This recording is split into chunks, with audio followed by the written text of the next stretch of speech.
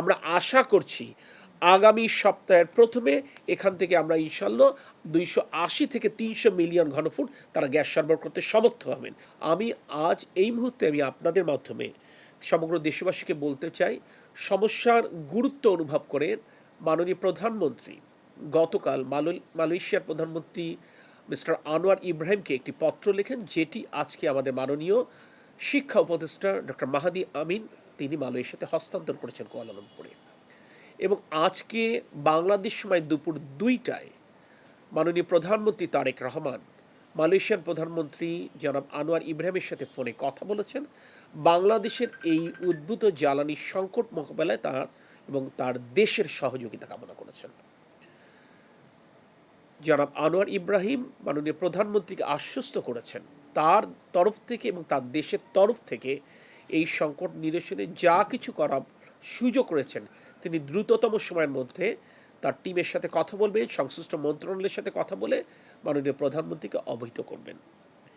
এই বার্তাটি দেবার এই প্রয়োজনীয়তা আমি এই কারণে অনুভব করছি যে মানুষের এই সমস্যা, মানুষের এই কষ্টটা প্রতি মুহূর্তে আমাদেরকে কষ্ট দিচ্ছে এবং বাংলাদেশের মানুষের এই কষ্টে আমরাও সমব্যথী।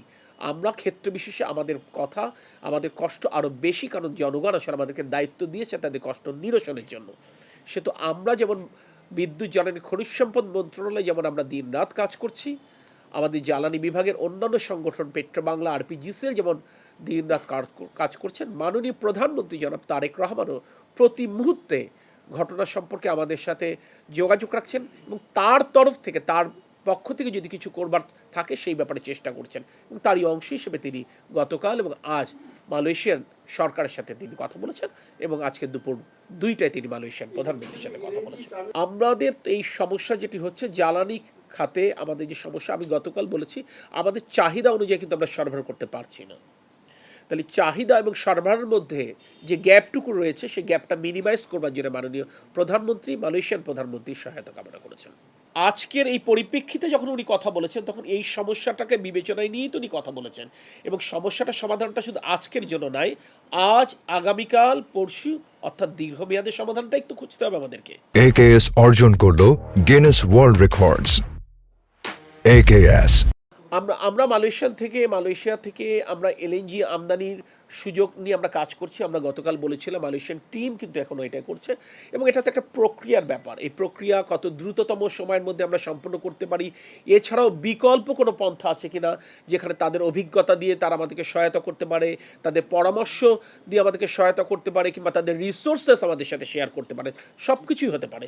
সব বিস্তারিত কথা হয়েছে এবং সে কারণেই তো এটি মাননীয় প্রধানমন্ত্রী জনাব তারেক রহমানকে মালয়েশিয়ান প্রধানমন্ত্রী জনাব আনোয়ার ইব্রাহিম আশ্বস্ত করেছেন যে উনি তার সংশ্লিষ্ট কর্তৃপক্ষের সাথে কথা বলে দ্রুততম সময়ের মধ্যে তিনি একটি ফিডব্যাক দেবেন যাতে করে বাংলাদেশের মানুষের কষ্ট লাঘবে মালয়েশিয়া এবং মালয়েশিয়ার সরকার পাশে থাকে। আমি গতকাল যেটা বলেছিলাম সেটা ভিন্ন কথা, আজকে যেটা বলছি সেটা ভিন্ন কথা। আমি আপনাদের গতকাল যে কথাটা বলেছিলাম আমি আবারও একই কথা বলছি, কারণ এক্সেলারেট এনার্জির রিজিওনাল হেড যারা ছিলেন তারা আমাদের সাথে কথা বলেছেন। আমি বলেছি বর্তমানে এফএসআরইউ এর যে সমস্যা, অর্থাৎ তারা প্রতিদিন প্রায় 500 থেকে 600 মিলিয়ন ঘনফুট গ্যাস সাপ্লাই করতেন। আমরা আশা করছি আগামী সপ্তাহের প্রথমে এখান থেকে আমরা ইনশাল্লাহ 280 থেকে 300 মিলিয়ন ঘনফুট তারা গ্যাস সরবরাহ করতে সমর্থ হবেন এবং পরের সপ্তাহের শেষের দিকে বাকিটা অর্থাৎ পুরো এফএসআরইউ তারা ফাংশনাল করতে পারবেন। এটি একটি ভিন্ন বিষয়। আপনারা বিভিন্ন পত্রপত্রিকা কিন্তু লিখছেন, আমরা বিভিন্ন উৎস থেকে আমরা সমস্যা সমাধানের চেষ্টা করছি। এগুলো কিন্তু বিকল্প উৎসগুলো এক্সপ্লোর করবার জন্য আপনার হাতে যখন অনেকগুলো অপশনস থাকবে তাহলে কখনো যদি কোনো একটি বিকল্প ফেল করে আপনি কোনোভাবে সেটাকে সমাধান করতে পারেন। আমাদের হাতে খুব বেশি বিকল্প নেই বলেই তো আজকে একটা এফএসআরইউ সমস্যার কারণে আমরা সবাই মিলে ভুগছি। সো বিকল্প এই যে আমি এখন যে আসলাম এখানে কিন্তু জাপানিজ একটা টিম অর্থাৎ জাপানিজ প্রধানমন্ত্রীর অ্যাডভাইজার ভিজিট করলেন। থরলি আমরা ডিসকাস করলাম কীভাবে এনার্জি কোঅপারেশন আমরা বাড়াতে পারি। আমরা কালকে বলেছিলাম যে এফএসআরইউ নিয়ে আমরা কাজ করছি কিন্তু আলটিমেট সলিউশন হচ্ছে ল্যান্ড বেস এলএনজি টার্মিনাল।